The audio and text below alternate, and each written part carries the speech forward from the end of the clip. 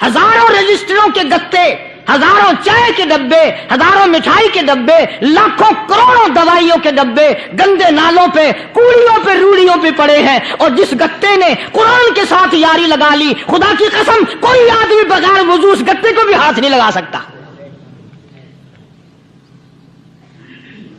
हजारों नहीं लाखों कपड़े मार्केट में पड़े हैं, पर जिस कपड़े ने कुरान से यारी लगा ली, जो कपड़ा जुस्दान बनकर कुरान पे चढ़ गया, लोग उसको भी चूमते हैं और चूमना चाहिए। यारो, कपड़े ने कुरान से यारी लगाई तो कपड़ा अजमत वाला बन गया, गत्ते ने यारी लगा ली तो गत्ता बन गया।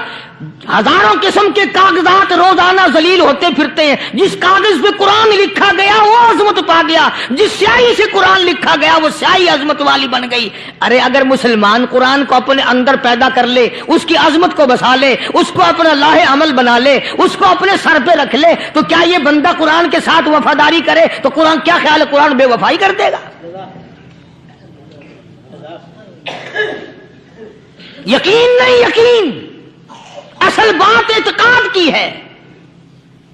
यकीन का तो यह आलम बना हुआ है कि अगर कोई चोरी का मामला हो जाए और किसी पर शुभ हो, अगर उसे कहो कि कुरान उठा दे तो देर नहीं लगाएगा, और अगर कहे कि फलानी खानगाह का कुंडा मार दे, कि ये काम मैं नहीं करता। खानगाह के कुंडे पे ईमान है, कुरान पे ईमान नहीं। उस पर यकीन है कि पीर अंधा कर देगा, और यहां यकीन नहीं कि जिस खुदा ने पैदा किया, अगर मैंने झूठा कुरान उठाया तो वो बर्बाद कर देगा।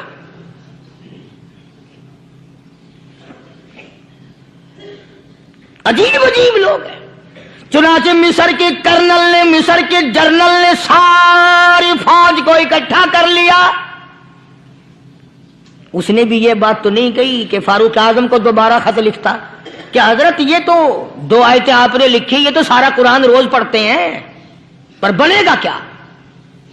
जैसे फारूक आजम का यकीन था, फारूक आजम की फौज के कर्नल का भी यकीन है, फारूक आजम के फौज के जनरल का भी यकीन है। उसने सारी फौज को इकट्ठा किया, लश्कर को जमा किया, और उसके बाद कहने लगा कुल्लिल मुमिनीन यगुद्दू मिन अबसारिकुम व यहफज़ू फुरूजहुम ज़ालिका अज़का लहुम इन्नल्लाह खबीरुम बिमा यस्नऊन। ओ लोगों, खुदा तुम्हें कहता है अपनी आंखों की हिफाजत करो। अगर तुम्हारी नजरें गलत जगह पड़ी, अपनी इज्जत की हिफाजत करो, अपनी आबरू की हिफाजत करो। अगर गलत नजरें पड़ी, गलत इस्तेमाल हुई, इन्नल्लाह खबीरुम बिमा यस्नऊन।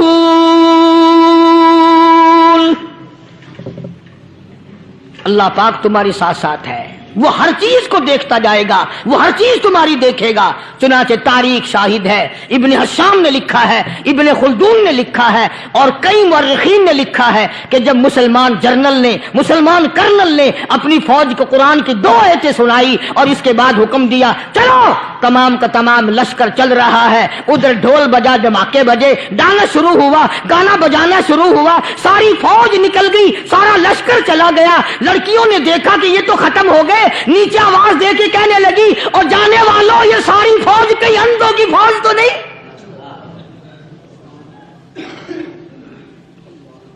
ये हुस्न का नजारा और ये डांस और ये आवाज, हम नाच नाच के थक गई, कोई सर नहीं उठाता।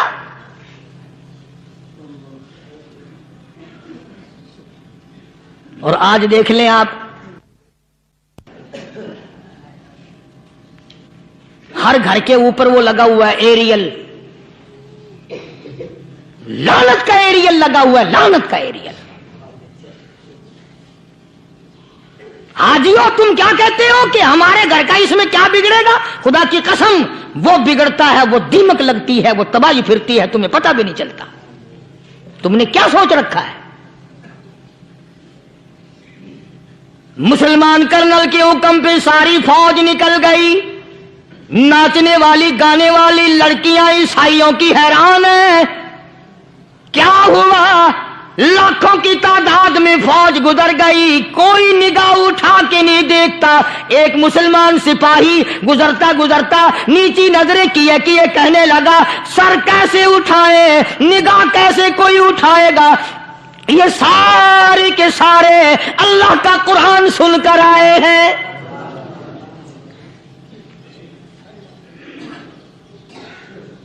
کیسے کوئی نگاہ اٹھائے گا, کیسے کوئی سر کو اٹھائے گا, یہ سارے کے سارے اللہ کا قرآن سن کر آئے ہیں. ان کا عمل ہوا نا قرآن پہ, ان کے عمل کا کتنا بڑا اثر پڑا. مورخین نے لکھا, ابن حشام لکھتا ہے عیسائی لڑکیوں نے چھلانگیں لگا دی, کوٹھی سے نیچے آ گئی, کہنے لگی عام مسلمانوں وہ قرآن ہمیں بھی سنا کے جاؤ جس میں اتنی اسپرٹ ہے, اتنی طاقت ہے, جو حسن کے نظارے سے روک دے, جو گانے بجانے سے روک دے. یہ تو آدمی کے دل کا سکون ہے, نہ گانا سنتے ہو نہ حسن کا نظارہ کرتے ہو, جاتے والے یوں نہ جاؤ, ہمیں بھی وہ قرآن سنا کے جاؤ.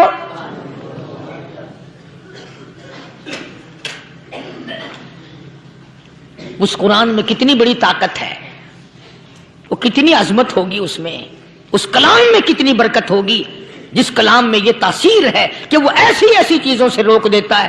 چنانچہ ایک مسلمان سپاہی چلتا بھی جاتا ہے اور کہنے لگا وَقُلْ لِلْمُؤْمِنِينَ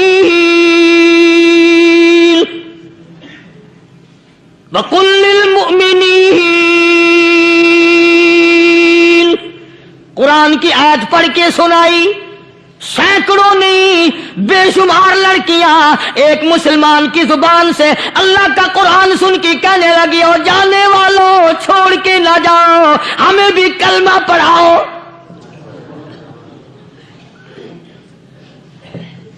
جتنی بھی وہ ناچنے گانے والی تھی تمام کی تمام کلمہ پڑھ کر مسلمان بن گئی. اور مورخین نے لکھا ہے آخری دم تک قرآن کی شیدائی اور دیوانی بن کے گزری ہیں. پھر وہ لڑکیاں جو رات دن حسن و جمال کا پیکر بنی رہتی تھی, علماء نے لکھا ہے جب موت آئی ایک ایک کے بدن میں کپڑے لباس میں موت آئی تو 50-50 ٹاکی لگی ہوئی تھی.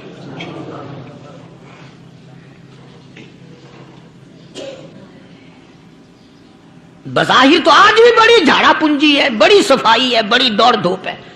اسی کو مجذوب الاعلان کہتا بظاہر تو ہر شے میں بے حد صفائی, مگر دل میں ہے گندگی انتہائی, کبھی اس کے دھوکے میں آنا نہ بھائی, یہ سب ہے رعائی, یہ بس ہے رعائی.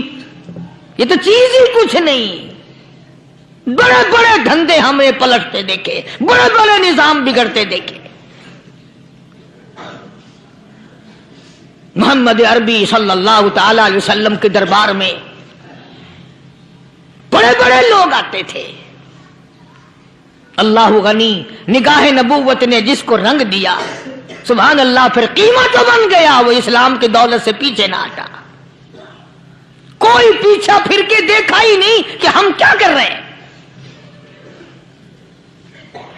ایک لذت تھی, ایک کیف تھا, ایک سرور تھا صحابہ کرام کو. کہاں سے وہ چیز ہم لائیں, کیسے ہم میں وہ چیز پیدا ہوگی. جنگ بدر ہوا, بڑی بہترین بات ہے, توجہ لکھ کے لے جاؤ, انشاءاللہ قبروں میں دعائیں دو گے. جنگ بدر ہوا, 70 سے زیادہ کافر پکڑے گئے, مدینے میں پکڑ کے قیدی بنا کر کے لائے گئے. تنگ دستی کا زمانہ ہے, 1 سال نہیں ہوا مسلمان اجڑ کے آئے تھے, مار کھا کے آئے, پریشان ہو کر آئے, دن دولت چھوڑ کر لٹا کر آئے. ان کے پلے کیا تھا. شام کا وقت ہوا, مدنی کریم صلی اللہ تعالی علیہ وسلم نے مسجد کے دروازے میں کھڑے ہو کر اعلان فرما دیا کون ہے جو میرے مہمانوں کو کھانا کھلائے. اور وہ مہمان کوئی شہنشاہ نہیں تھے, ہیں بھی کافر, ہیں بھی اسلام کے دشمن, آئے بھی صحابہ کرام کو مارنے, میدان جنگ سے پکڑ کے لائے گئے, جنگی قیدی ہیں. اس نبی کی طرف کبھی منہ کیا کر جس نبی کا تو غلام ہے, امتی بنا پھرتا ہے. فرمایا کون ہے جو میرے مہمانوں کو کھانا کھلائے. صحابہ کرام میں سے کسی نے 2 پکڑ لیے، کسی نے 1 کو ساتھ لے لیا۔ ایک بنادار سا غریب سا صحابی ہے، اس نے ساتھ لے لیا ایک مہمان اور گھر لے کے گیا۔ بیوی کو کہنے لگا کہ کھانا کتنا ہے، کہ بس 1 آدمی جوگا ہے، 1 آدمی کی کافی ہوگا۔ کان میں کہنے لگا اپنی بیوی کے، دستور تھا عرب کا، مہمان اور میزبان اکٹھے کھایا کرتے تھے۔ اپنی گھر والی کے کان میں کہنے لگا کہ اس کے آگے کھانا رکھ دیں گے مہمان کے، جب یہ کھانا شروع کر دے گا کسی بہانے سے دیوا بجھا دیو، میں یوں ہی منہ کو خالی ہلاتا رہوں گا، یہ کھانا کھا لے گا، پیٹ بھر جائے گا اس کا۔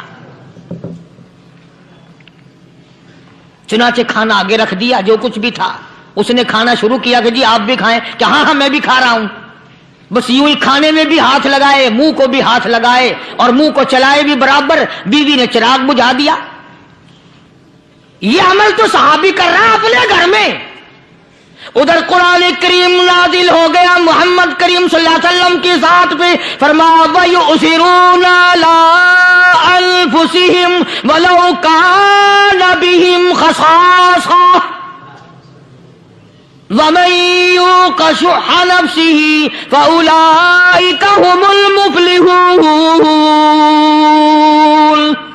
اور میرے محبوب مبارک کو، تیری امت میں ایسے لوگ بھی ہیں جو اپنا منہ خالی ہلا رہا ہے، بیوی بھوکی بیٹھی ہے، چراغ بجھائے بیٹھی ہے اور اپنے ہاتھ کو خالی چلا رہا ہے، اور میرے بندے کا پیٹ بھر رہا ہے۔ اور میرے محبوب مجھے اپنی عظمت کی قسم، میں تیرے ان دیوانوں پہ جنت واجب کر چکا۔